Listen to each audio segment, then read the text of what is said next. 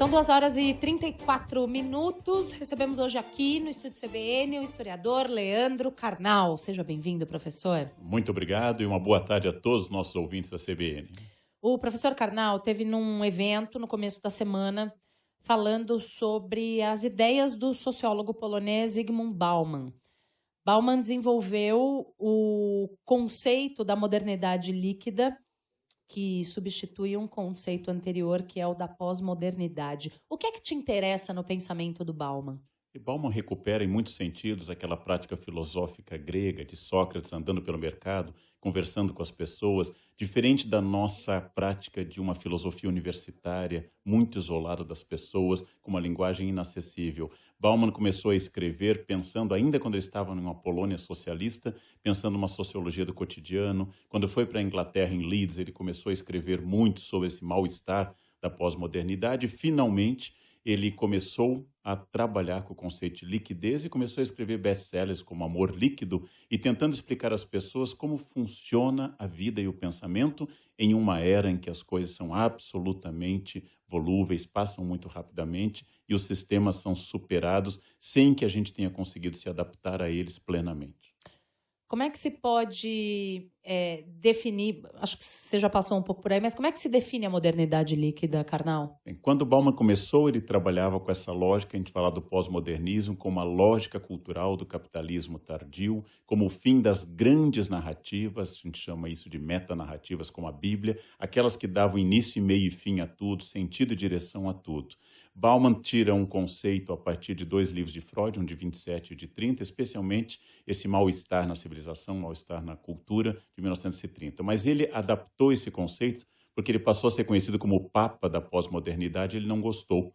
E ele queria um conceito que não parecesse uma adesão. Então ele fala desse mundo sem fronteiras, desse mundo sem um sistema único, desse mundo em que não há mais utopias, tema do seu último livro, Retrotopia, mas apenas projeções para um passado idealizado e que não existe mais a possibilidade de uma única pessoa, de uma única escola, de um único sistema de pensamento se impor a todos. Fim da intimidade, fim das grandes narrativas, fim do sentido único. E aí, por aí, tem muitos e muitos caminhos para se analisar.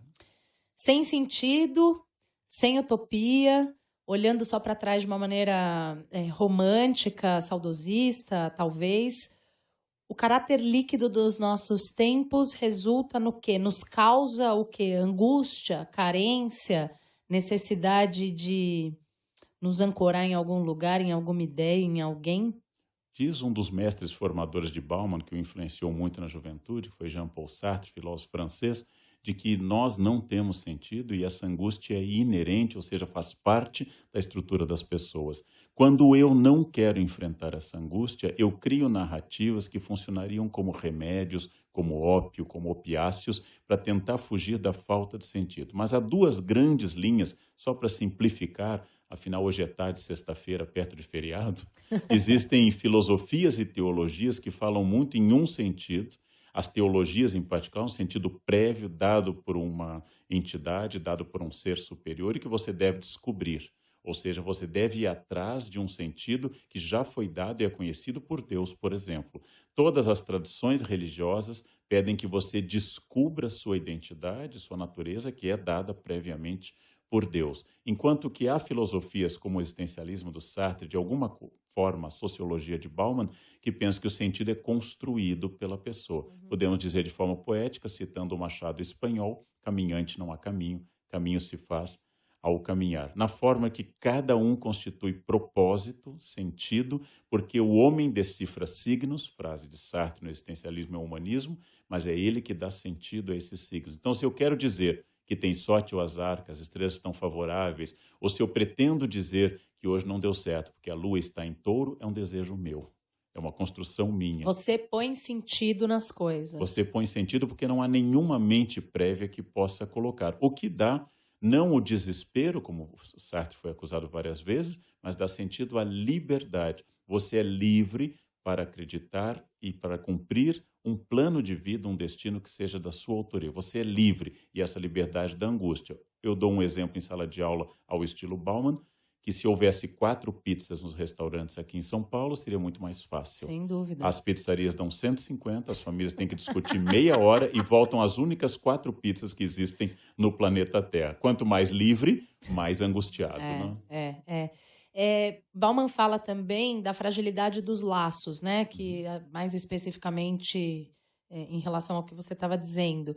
De que maneira isso se dá nas relações pessoais, nas relações amorosas e nas relações profissionais, nas relações de trabalho? Especialmente em Amores Líquidos e também na coleção que ele escreveu de artigos para o Corriere della Sera, que viraram o livro 44 Cartas do Mundo Líquido, Bauman fala muito da falta de pertencimento e de horror a compromissos. Quando falo em horror à falta de pertencimento, isso não é apenas em relações pessoais, mas grandes instituições, do escotismo à maçonaria, das igrejas a outras, elas estão com um problema de identidade, um problema corporativo de manter seus membros. A ideia de que nós sempre frequentamos o mesmo clube, vamos ao mesmo partido, seguimos a mesma ideia, ela é hoje bastante esgarçada, muito complicada. E no plano pessoal, não existindo um compromisso prévio, desaparecendo a ideia romântica da cara metade, não se trabalhando mais com a utopia do amor romântico, que orientou grande parte do Ocidente. Mesmo que o romantismo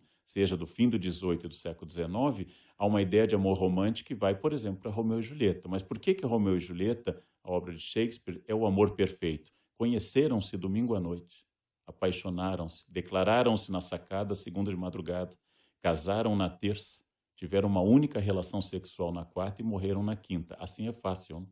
Um amor perfeito de domingo à noite até quinta eu consigo, com grande ênfase, sem comparação, sem tédio, uma única relação sexual. O problema são as bodas de prata e de ouro com a mesma pessoa.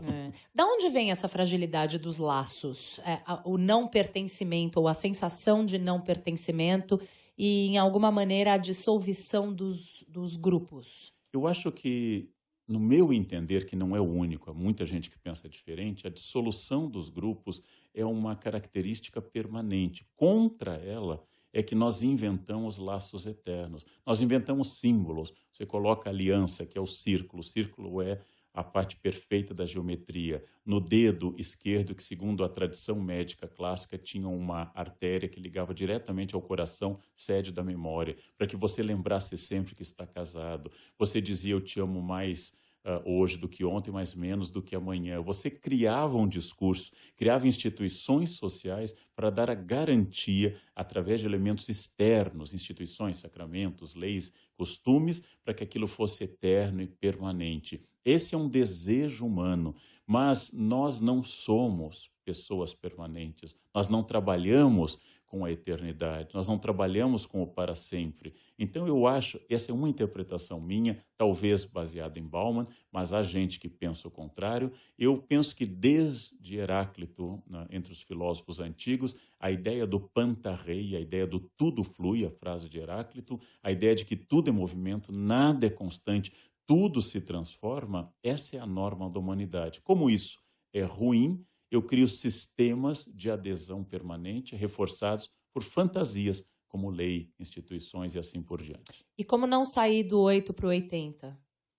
Você imaginar sempre que a virtude esteja no 40 é uma boa proposta budista, ou seja, que a virtude está no meio. Talvez o 8 seja bom e o 80 também seja bom. Ser radical, como disse um filósofo alemão do 19, é ir à raiz, ou seja, você buscar as coisas pela raiz. Por vezes, as pessoas radicais têm certa verdade muito interessante. Ficar no meio pode ser apenas aquele tipo de anjo que não apoiou nem Deus, nem o demônio na rebelião e que Deus condenou ao inferno, mas o demônio não os quer no inferno, porque ficaram no meio, esperavam o desenrolar das coisas. Quer dizer, anjos congressistas ficavam esperando o desenrolar das coisas para tomarem partido de um lado.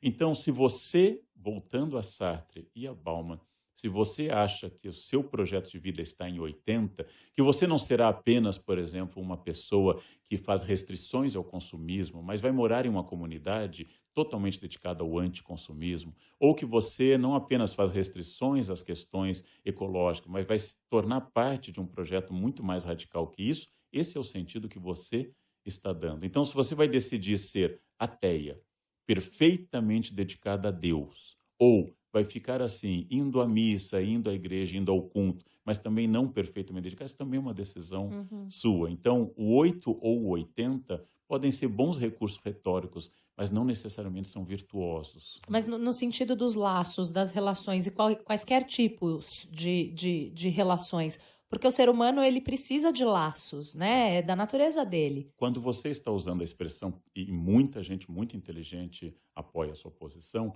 de que é da natureza do ser humano, que ele precisa, você está pressupondo uma mente anterior ao ser humano, algo que é anterior a ele, que se chama natureza humana. Eu sou daqueles historiadores que desconfia da natureza humana. Ou seja, você vai precisar de laços ou não, de acordo tanto com a sua formação cultural como o seu projeto. Isso é construído, é isso que Isso é você está construído, dizendo? tudo é construído. O Sim, amor materno é construído. A sim, ideia de família e monogamia sim. é um processo em construção e ainda em debate. A ideia de que você deve amar a pessoa que você casou é uma ideia do século XIX, inconcebível para os romanos, inconcebível para a aristocracia francesa do século XVIII, traduzida em obras como Ligações Perigosas. Ou seja, você constrói um sentido, esse sentido é dado a partir da história, do seu diálogo com a história.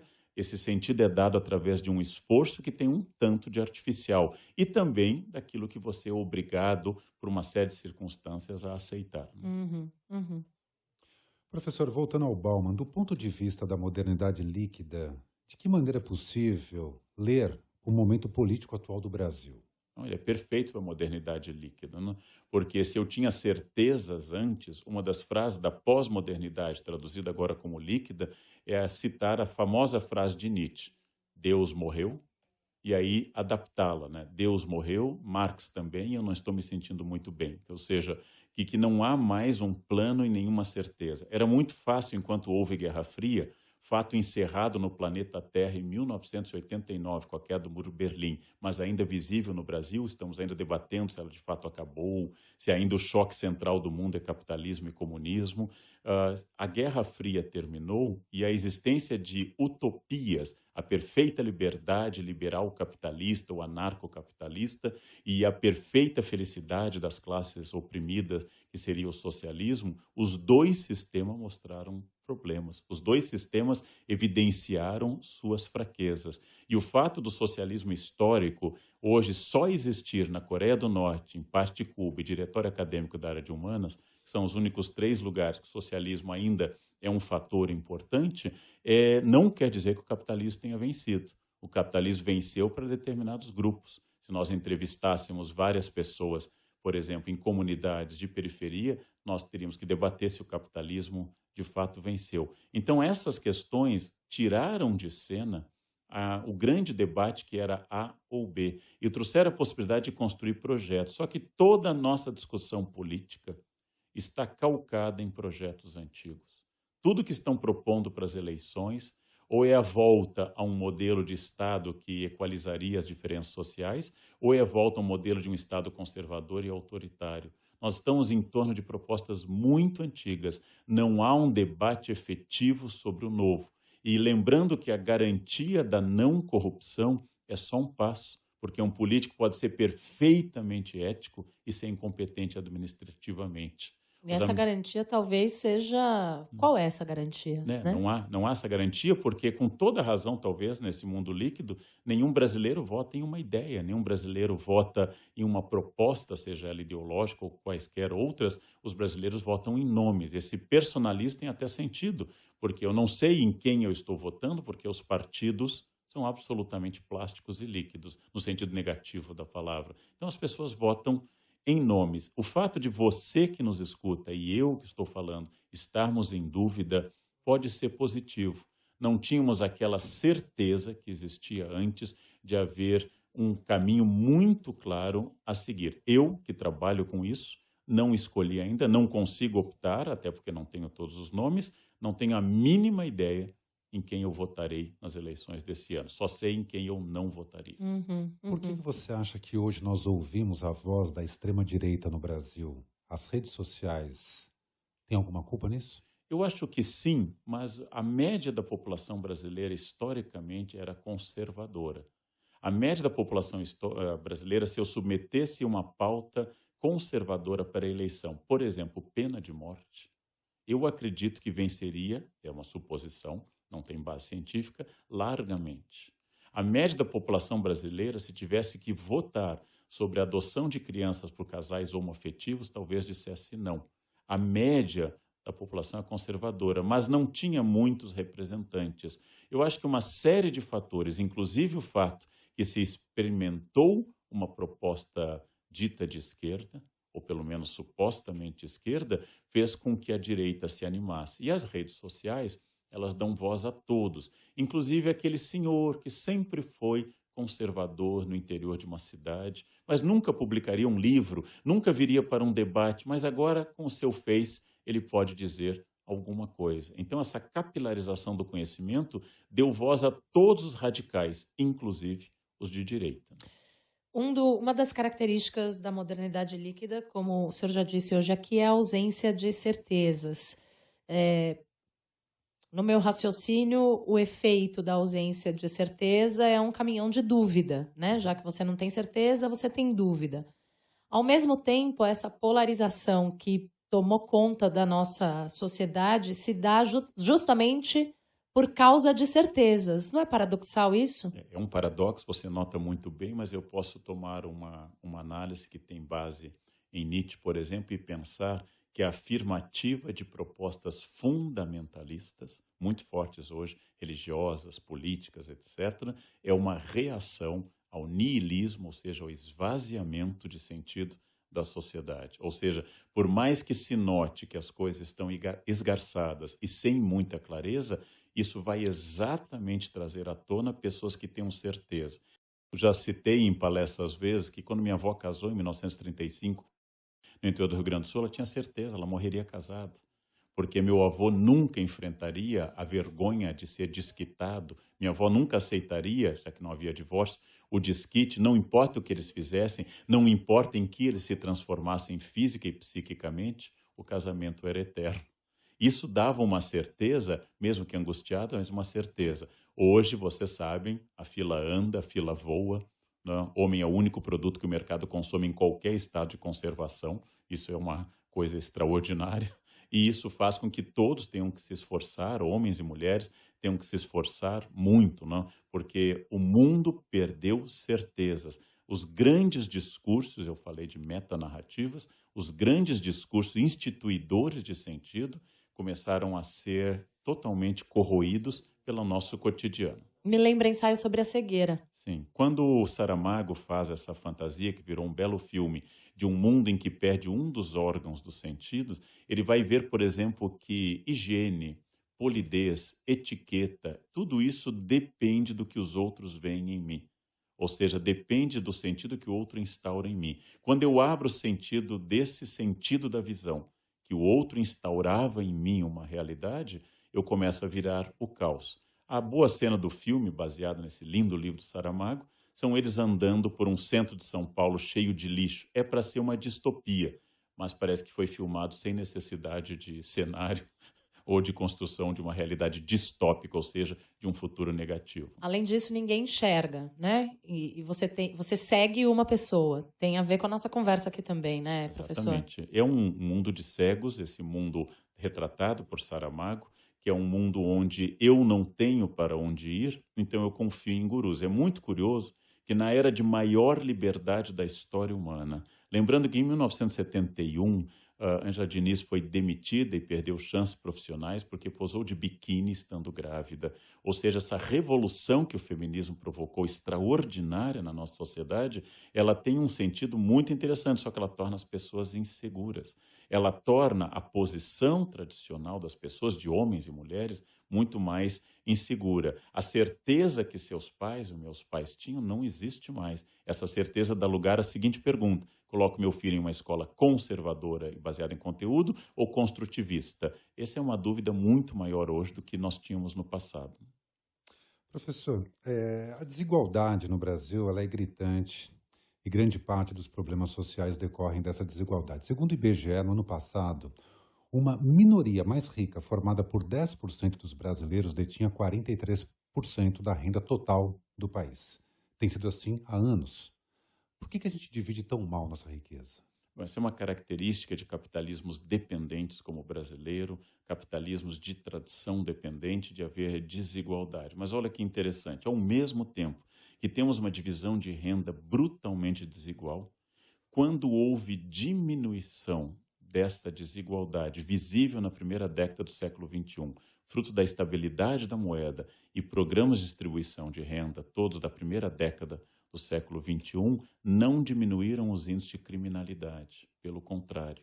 O que mostra que, mesmo agora, com toda razão e com grande alegria, mais gente ande de avião, cresceu também o crime de status, a vontade de roubar o seu celular, porque ele é de última geração. O crime famélico, o roubo, aquele que caracterizou Jean Valjean nos Miseráveis do Victor Hugo, esse crime famélico, ele é menor hoje, mas o crime de status, ele é maior. A sociedade não ficou menos violenta porque durante alguns anos, de forma quase inédita na nossa história, houve uma menos ruim, eu tenho que usar essa expressão, distribuição de renda. Agora, sem dúvida, enquanto nós pensarmos que há uma parte da população que fica cega por falta de vitamina A, que há pessoas destruídas por causa de uma educação deficitária e que há pessoas que não tenham mínima proteção da lei, que não tenham a mínima isonomia jurídica, não dá para construir uma noção de pátria. E eu não digo isso por um sentido de justiça social,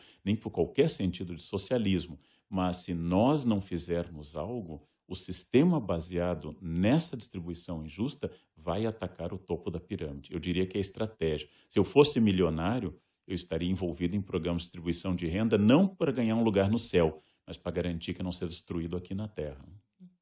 Queria só voltar na polarização.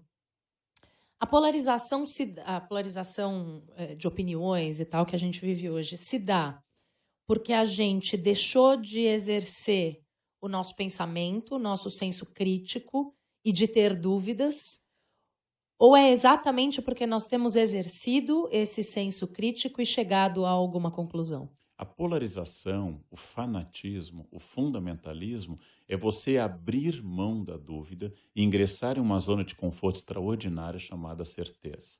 A certeza é uma coisa que lhe dá uma alegria profunda. Se eu for torcedor de um time, Corinthians, Palmeiras, São Paulo, o que for, eu tenho certeza que o meu time é o melhor.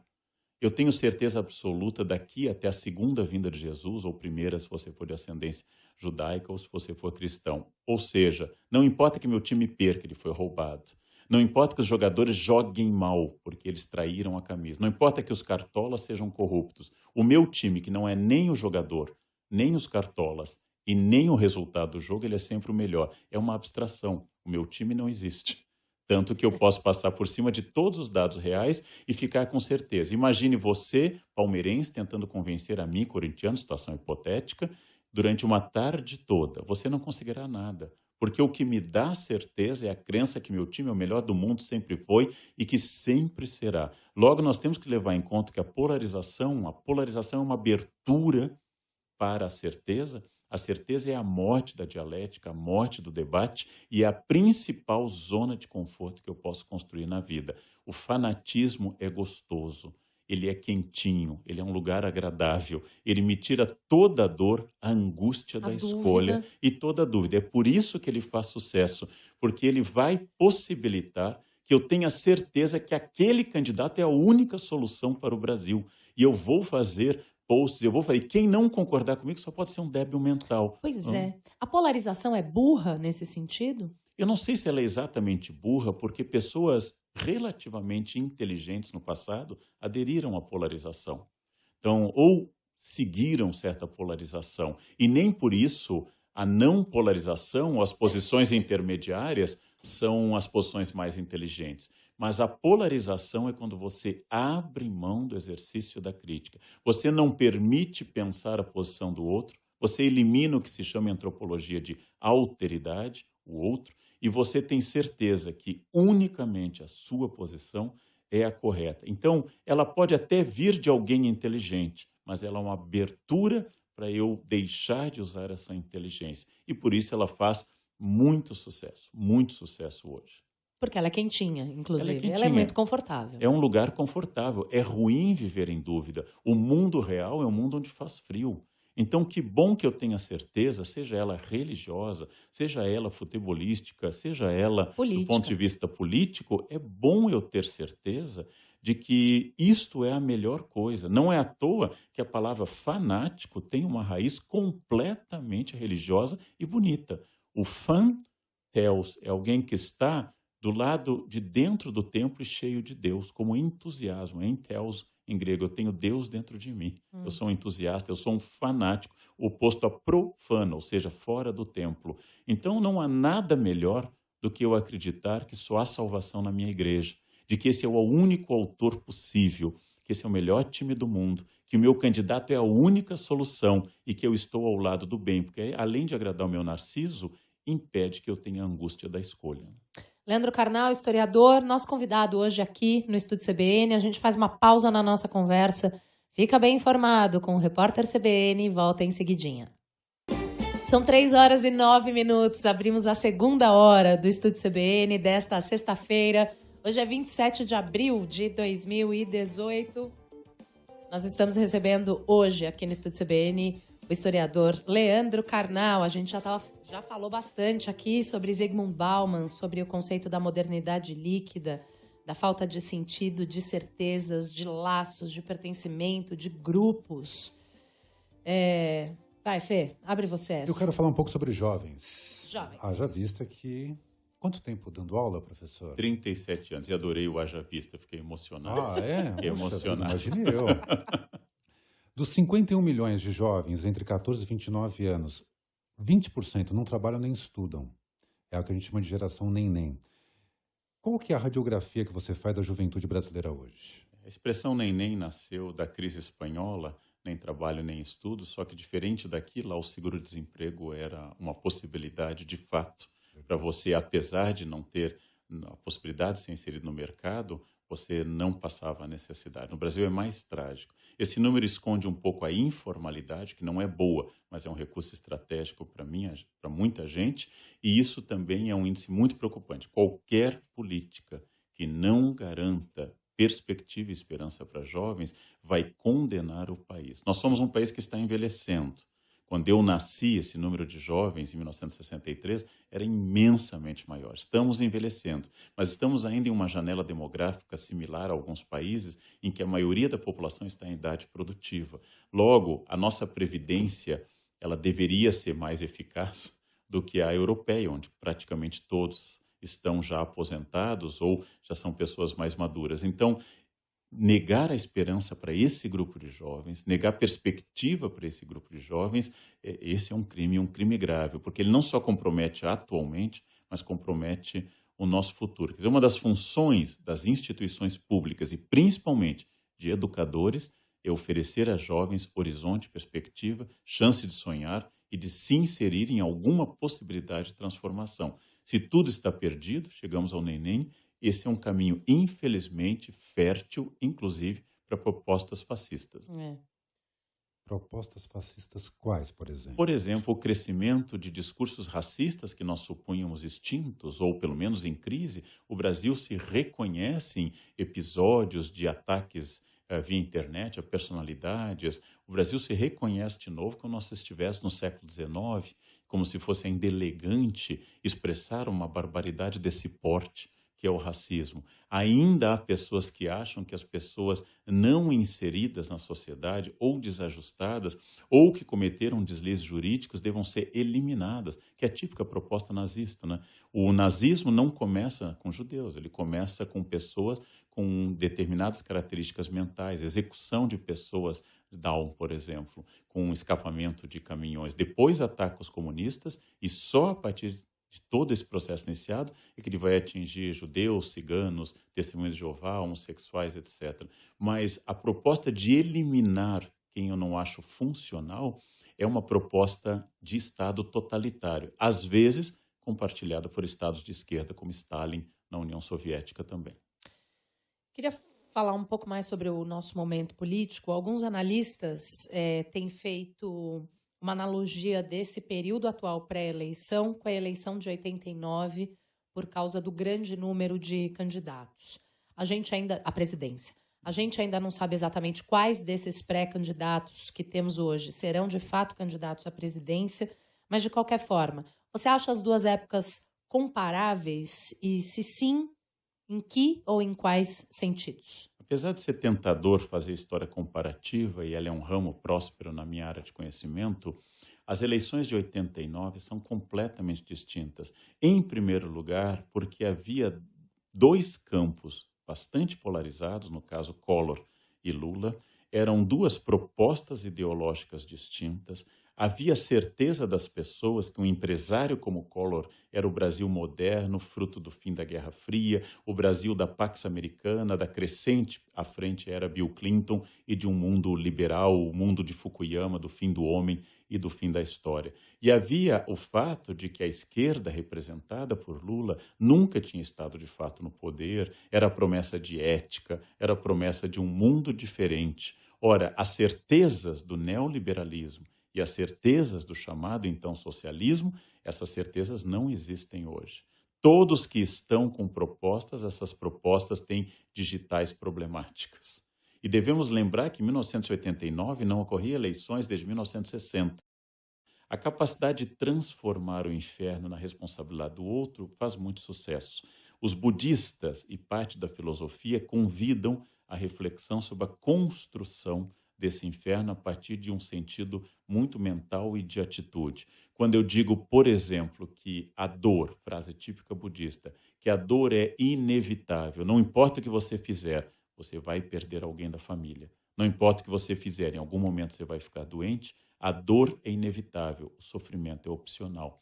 Essa questão budista introduz a consciência de que para transformar em inferno ou transformar em paraíso depende muito mais de atitudes do que de sistemas exteriores a mim. De como você lida com a dor. Como você lida com a dor. Nesse exemplo. Então, eu posso transformar a cidade que eu amo tanto, São Paulo, onde estou há 31 anos, em inferno e paraíso, porque São Paulo tem, de forma muito intensa, as duas coisas. Então, como eu lido com isso é uma relação pessoal e uma escolha a partir de uma série de fatores. Então, nós quisemos trazer para o debate a responsabilidade de cada um, além, é claro, das questões amplas e políticas. Esse livro trata como eu constituo, em primeiro lugar, que a minha estabilidade interna não seja eco para os discursos de ódio, já que para odiar eu preciso dar resposta ao discurso de ódio, ou para ser envenenado, como eu digo sempre, eu preciso aceitar beber o veneno.